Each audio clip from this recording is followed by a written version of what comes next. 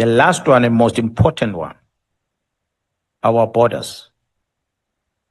If we don't do anything about the control on the movement of our borders, we're not going to stop these drugs. Regardless of what we do with the cartel, we will not stop the drugs. I said when I presented that it is not only the big five that we have a problem with. They happen to be closer to the government officials, senior government officials, and take control of the entire security cluster. These five.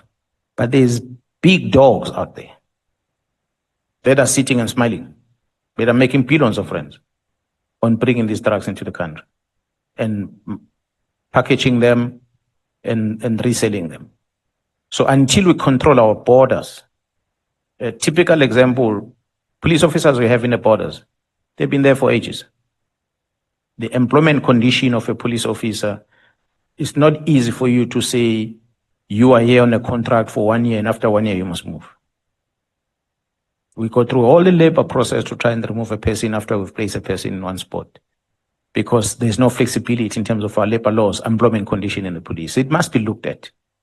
It doesn't matter how good I might be about KZN, but the moment I'm so used to the port of entry on Durban and I'm so immense into corruption, whether it's taxis, whether it's CITs, whether it's stock theft, whatever it is, I might need to move from that province and go to another province. Take me and say, now go to Limpopo.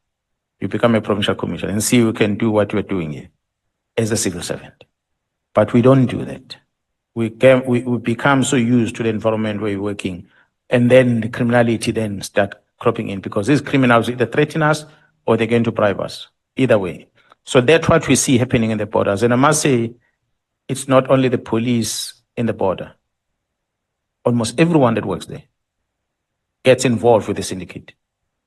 From all different departments, different entities in the border, they get involved with syndicates that are working there. So unless we do something about those border controls, we're not going to stop this. So that is the number one priority for me on the borders. Cash in transit, secondly, and the third one, we must start looking at the tenders. That's how we're going to stop this cartel. If we don't do that, you close the borders, they have cash in transit highs. You close that, they still run tenders because they're controlling some of the procurements that are happening, and they still enjoy life.